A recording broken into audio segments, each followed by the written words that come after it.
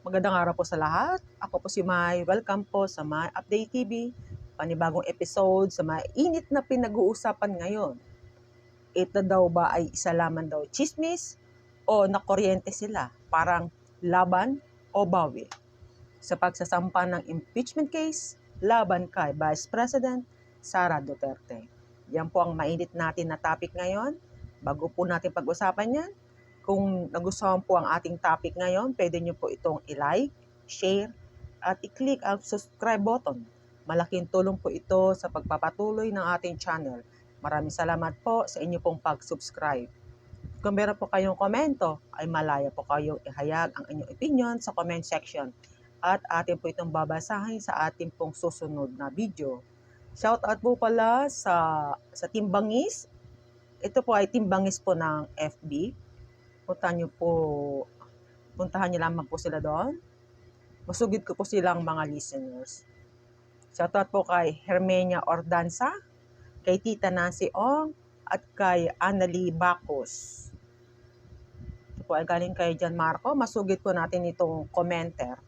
Ang sabi po niya, si Attorney Vic na tumulong sa kanya sa kampanya, wala tayong narinig kay PBBM. Ngayon, si BP naman ang pinag-uusapan. Tama si Maharlika, nakakabinging katahimikan. Nagka-Alzheimer na yata. Yan po ang isang kanya pong madamdaming komento. Kagaya kahapon, ay mainit na pinag-uusapan ng impeachment case laban kay Vice President Sara Duterte. At tila po nakuryente ang mga nagbabalak magsampa nito sapagkat ngayon po ay may balita na ito po ay pinabubulaanan at isa lamang daw itong fake news o chismis lamang. Laban Bawi, di ba? Bakit sila umatras? Hindi ba't nasa kanila na ang lahat ng congressman sa Congress? Ilan na lang ang natira sa partido ni Pangulong Duterte.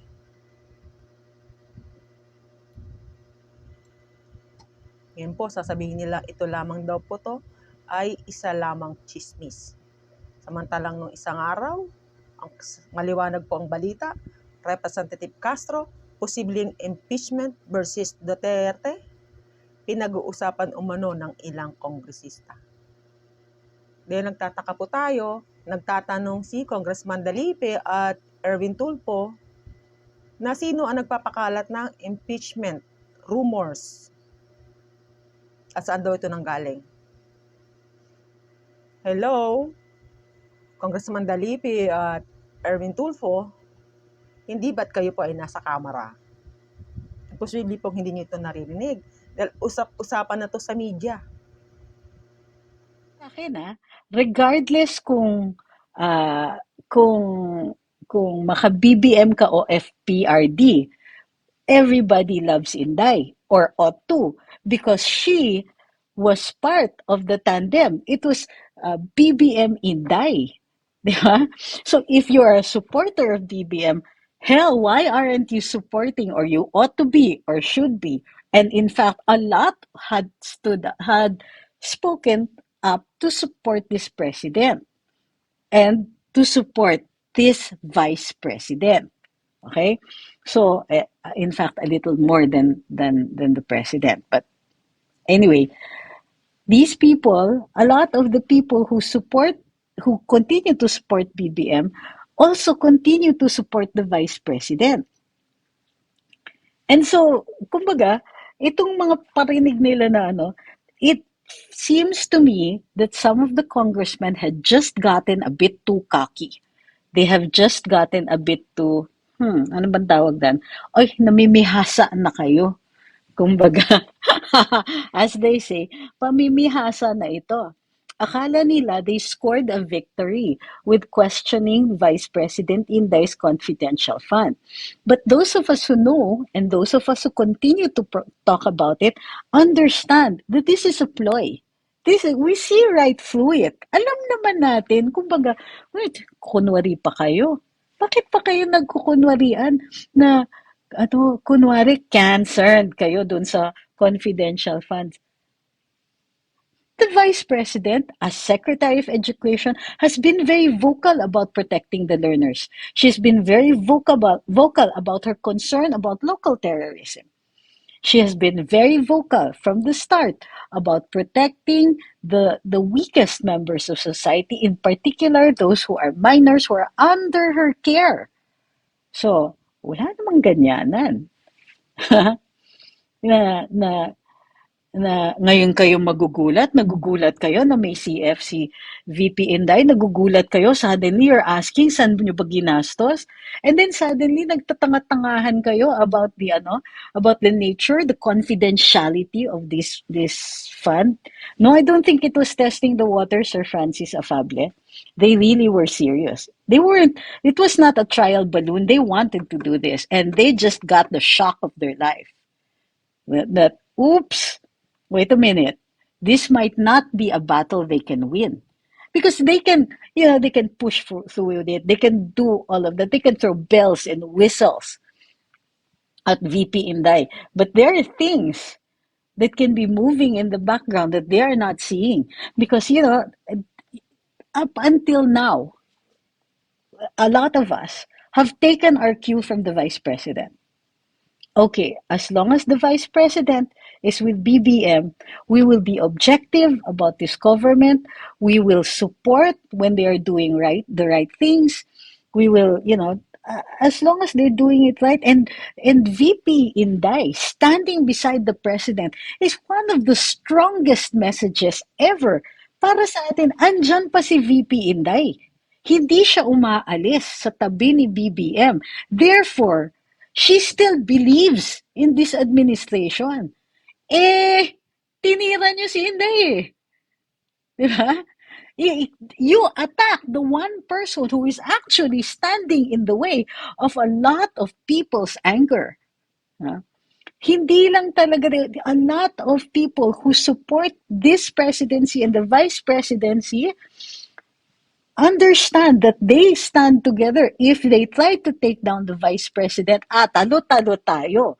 Because she gave this administration a lot of credibility. I'm not saying she's the sole person making things credible, but hell, her voice is the loudest even when she wasn't talking. Basta katabi ni VP Inday ang presidente, kampante pa tayo. And ako, personally, I took my cue from the Vice President. Di siya nagsasalita ng diretsa against the President. Fine, I will not say anything because I respect, I hold in high esteem what the Vice President thinks. And if she thinks that things are still okay, then sige, I trust her. I trust when she just stands there with the President, every time she sees him off, every time they meet up, the Vice President's support of this President is the only endorsement that I need at this moment. But the moment his allies, the President's allies, started attacking the Vice President, talo-talo tayo. Ano pa? There are a lot of things that we're seeing that are going wrong in this administration. We attack the policy, but we never question the wisdom of the president so far, or his discretion in making these appointments, in approving these policies, in approving these activities, because the vice president stands by him. Now, take her away from the equation. Talo-talo tayo. The gloves will be off.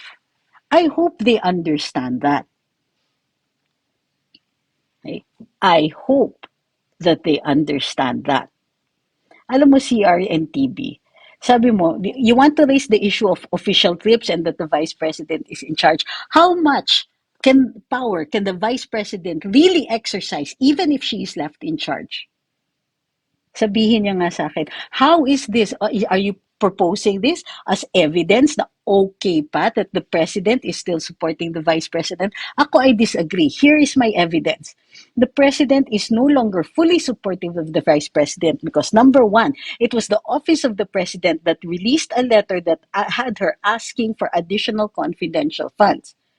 Now, that letter could have been treated with confidentiality. That letter could have not been, was not subject to FOI. Okay? That letter, was the one that opened the floodgates to all of these discussions on confidential funds. That's number one. Number two, the whole time that the vice president was battling this issue, the office of the president, which had released the funds to the office of the vice president, did not say a single word to defend her or to protect her. Right? Yeah. Second, not a single word of support. How do we know that this lack of voicing out any support is important? When the House Speaker was under fire for supposedly not being in Yolanda when the storm hit or in the day after and so on, who stood up to defend him, even mistaking the dates of his presence in Tacloban? The president himself. Yeah, he actually included in his speech the support for the House Speaker at this time. It wasn't even that big a deal, or at least it wasn't a big deal yet. It was the anniversary of Yolanda, yes, but it it could have been, he could have ignored the issue completely, let the House Speaker speak for himself and explain where he was. The president's voice was superfluous in that matter. He didn't have to. It wasn't going to change his ratings, his popularity, or anything like that. The House Speaker is in no danger of being deposed. There's no attempt to remove the House Speaker at all. Why was it even necessary to protect him? He was not under fire in any serious way. There's a lot of talk, but was that even necessary? And so when you put those two things together, the lack of anything he said, zero, silence with regard to the issues of the vice president, and all of this folksy, charming achuchuchu about where his cousin was during Yolanda, it's yeah, it's pretty clear.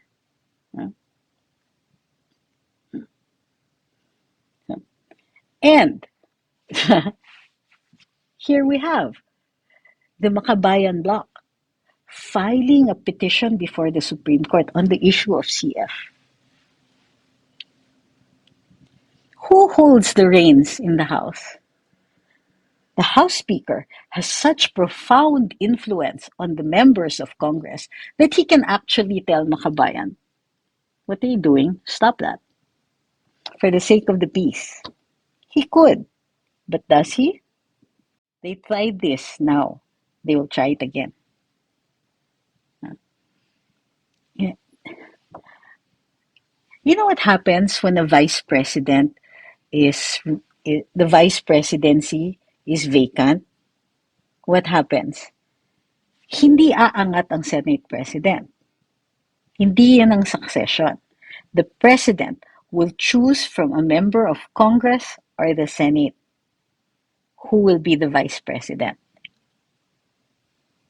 The President will choose. There's no election. There's no succession. The President will choose. That's what happens when it is the Vice Presidency that is vacant. So, don't forget that.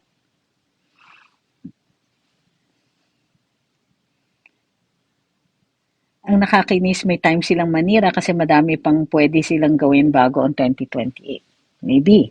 Now, may nagsasabi na itong impeachment at chuchu ay ano daw, ay distraction lang daw dun sa sa issue ng, ano ba to?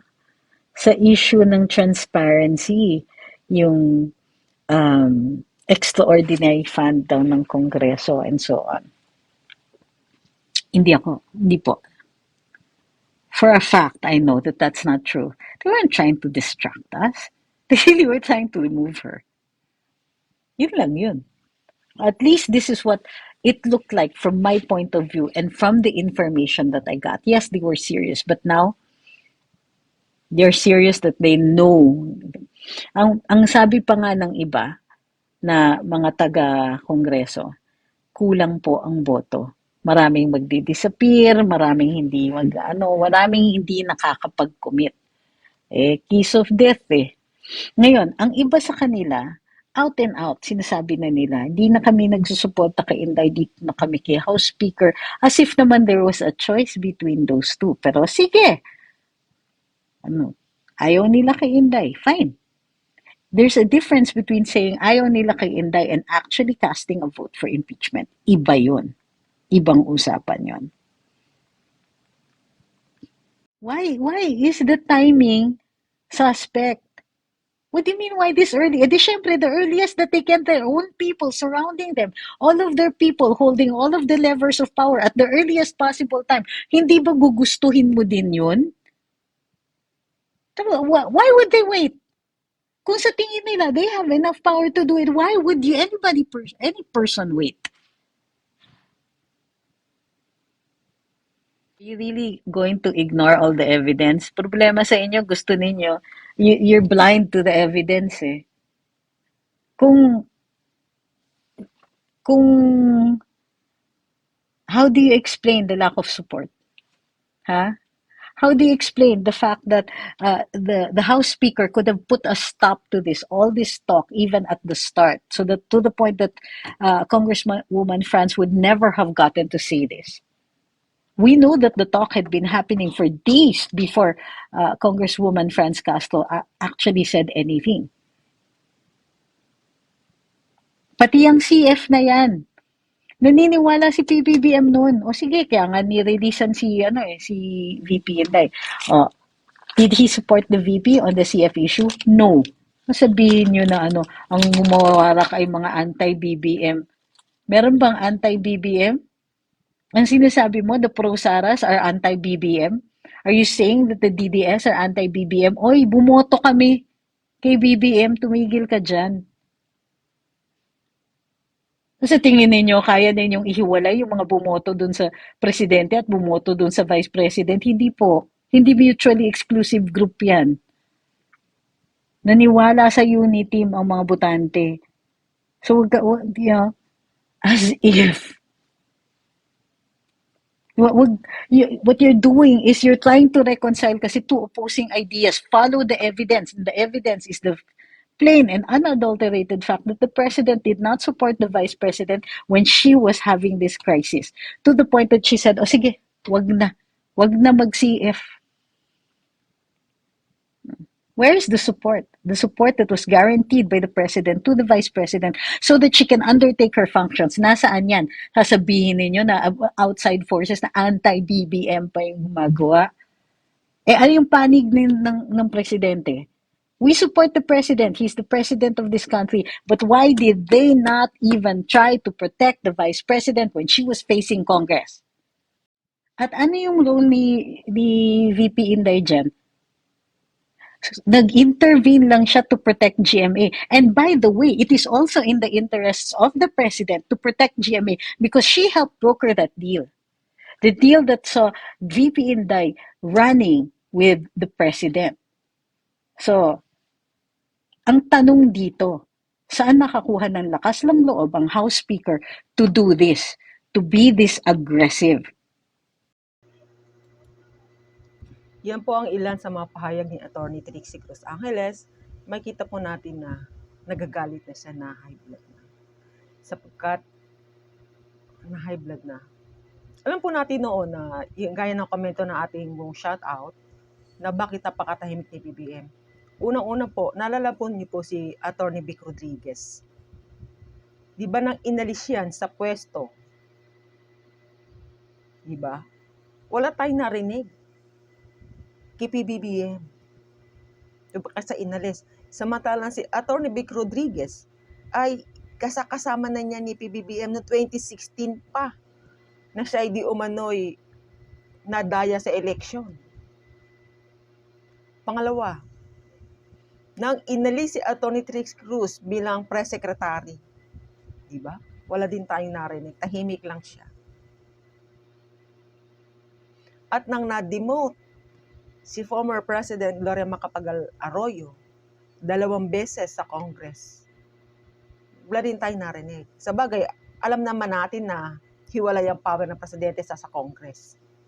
Pero but still, isa yan sa mga kasama sa mga nag-deal para magkaroon ng PBBM Sara Tandem. At ngayon po, nakakapagtaka talaga dahil usap-usap pa sa Kongreso ang impeachment, lalong-lalo pa yung confidential fund. Dapat talaga si PBBM ang magsalita dyan sapagkat ang pondong yun ay galing sa opisina ng presidente. Pagkaupo pa lang ni Inday ng year 2022, August, nag-request na siya. Sapagkat hindi binabalita sa mga mainstream media ang kanyang mga satellite offices na nakakalat sa iba-ibang bansa, na kung saan ang ating mga kababayan ay humihingi ng tulong at pondo.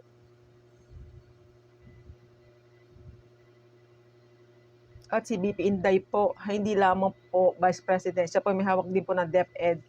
At isa pa po, siya po ay co-chairman po ng NTF-LCAC.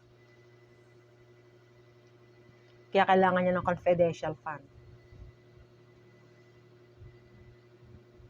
Yan po, narinig din na pa mismo sa bibig po ni Atty. Trixie Cruz. Dahil kulang sa boto. Ibig sabihin, hindi po yan test of water kung kakagat o hindi.